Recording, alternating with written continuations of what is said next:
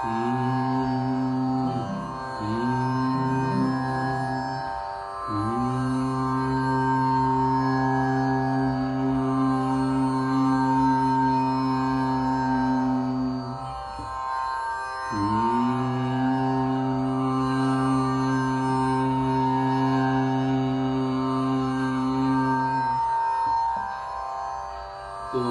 क्या है कि जैसे कि आवाज़ जो होती है वो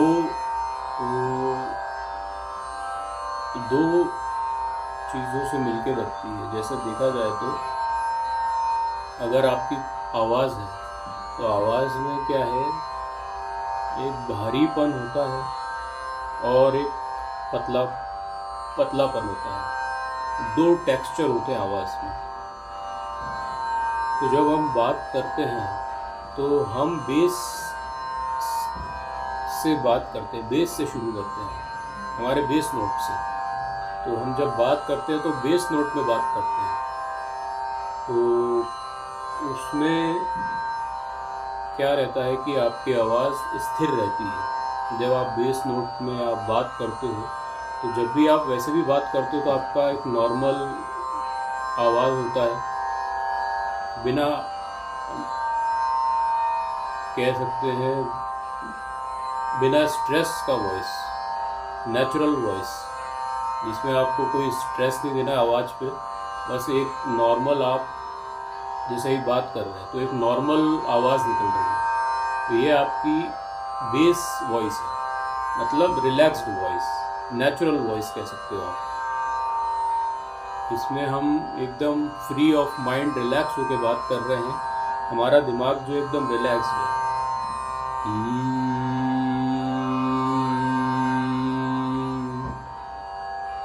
अभी जो मैंने तानपुरा लगाया वो सी तानपुरा लगाया है।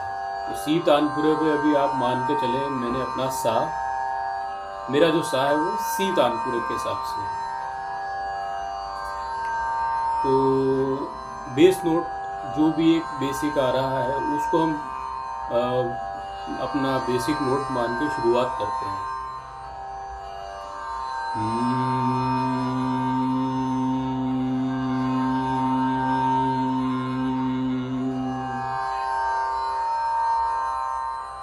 और अब जैसे कोई मुझे इंस्ट्रूमेंट बनाना मान के चलो, तो अगर मुझे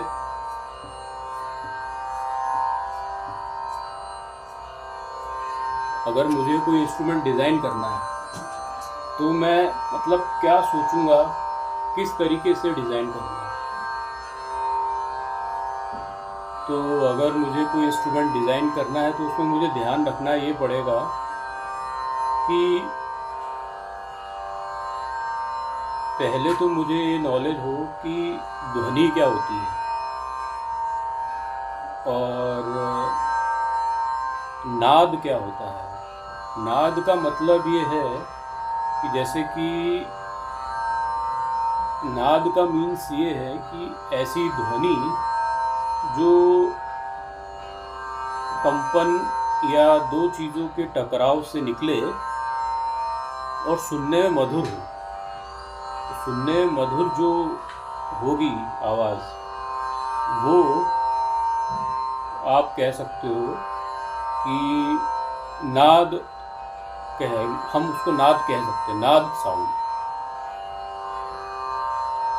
जैसे अगर अभी मैं बोल रहा हूँ तो ये नाद के थ्रू बोल रहा हूँ, मीन्स कंपन की वजह से, वाइब्रेशंस की वजह से।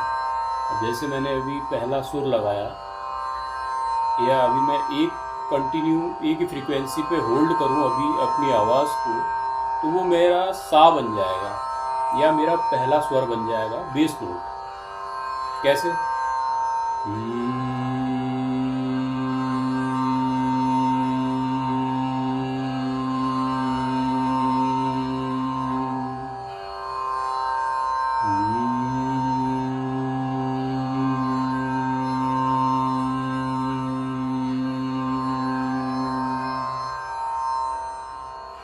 तो आपको आवाज़ सुनाई दी। अभी देखिए आप आवाज़ में धीरे धीरे एक इम्प्रूवमेंट आ रहा है और कह सकते हो स्थिरता आ रही है। तो धीरे धीरे आवाज़ में स्थिरता तब आएगी जब हम रोज़ इस हमिंग का रियाज करेंगे। कैसे?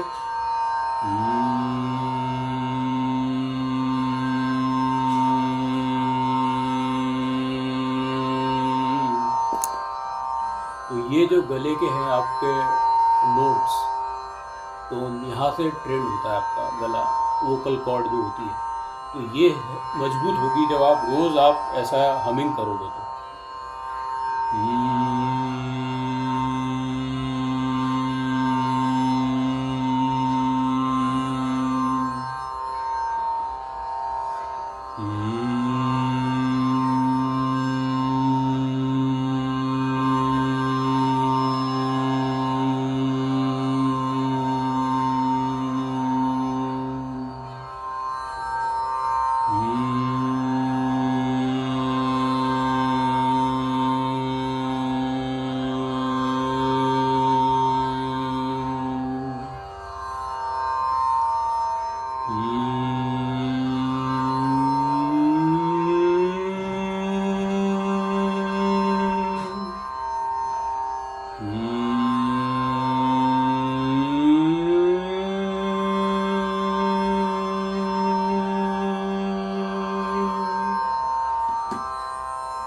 तो इसका रियाज करने से क्या होगा, आवाज़ एकदम प्रॉपर मजबूत हो जाएगी। धीरे धीरे आपकी आवाज़ गाढ़ी हो जाएगी। गाढ़ी मतलब बेस बढ़ जाएगा आवाज़ में। तो आवाज़ में जब बेस बढ़ेगा तो आप नेचुरली जब आप बात करोगे तो आपको ज़ोर नहीं लगाना पड़ेगा बात करते समय। जब भी आप बोलोगे तो एक अफेक्टिव वॉइस निकलेगी आपकी हमेशा, और एकदम रिलैक्स्ड वॉइस निकलेगी। तो ये आप रोज़ सुबह उठ के जब भी फ्री टाइम हो, खाली पेट, आप ये रियाज करिए।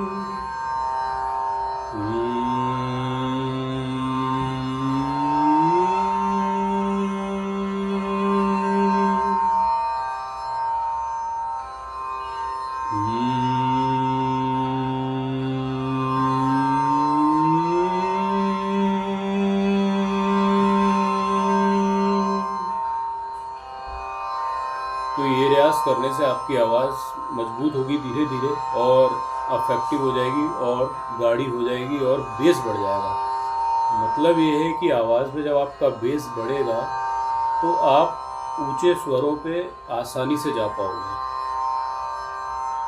इसलिए हम बेस नोट का ज़्यादा रियाज करते हैं। बेस नोट का मतलब ये होता है जो आपका नेचुरल आवाज़ हो, या पर्टिकुलर आप किसी फ्रीक्वेंसी पे आपकी आवाज़ स्थिर करना चाहते हो, तो आप उस फ्रीक्वेंसी का तानपुरा ऑन करके उस नोट पे आप रियाज कीजिए रोज़, डेली के डेली, रोज़ाना।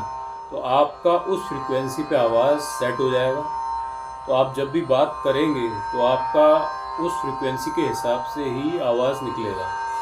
तो जब भी आप बात करोगे तो आपके फील के हिसाब से, जिसमें आप बेस्ट कंफर्टेबल हो, वो आपका क्या कहते हैं, तानपुरा स्वर लेके रियाज कर सकते हो।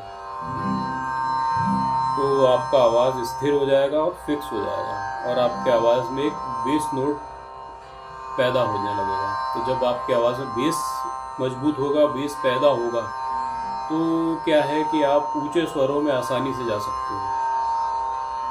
फिर धीरे धीरे आप हायर नोट्स लगा सकते हो। ये कहने का मतलब है, जैसे कि मैंने बात करी अभी आपसे, कि अगर हम सोचें कि हमें कोई इंस्ट्रूमेंट डिज़ाइन करना है, तो इंस्ट्रूमेंट हम कैसे बना सकते हैं, ये एक एग्जाम्पल के तौर पे मैं गिटार ले लेता हूँ। जैसे कि, ठीक है, जैसे मैंने गिटार लिया है, ठीक, अब मान के चले हैं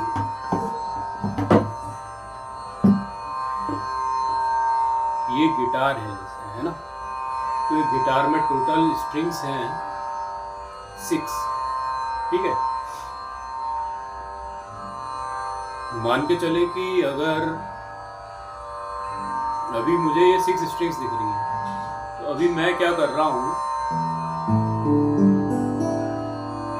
इन 6 स्ट्रिंग्स को या इस गिटार को मैं रीडिज़ाइन कर रहा हूँ, या ये जब गिटार बना होगा तो किस चीज़ को ध्यान में रख के बना होगा। सबसे पहली चीज़ ये है, या कोई भी इंस्ट्रूमेंट अगर हम बनाते हैं तो वो किस चीज़ को ध्यान में रख के बनाया जाता है, ये उस पर डिस्कशन चल रहा है।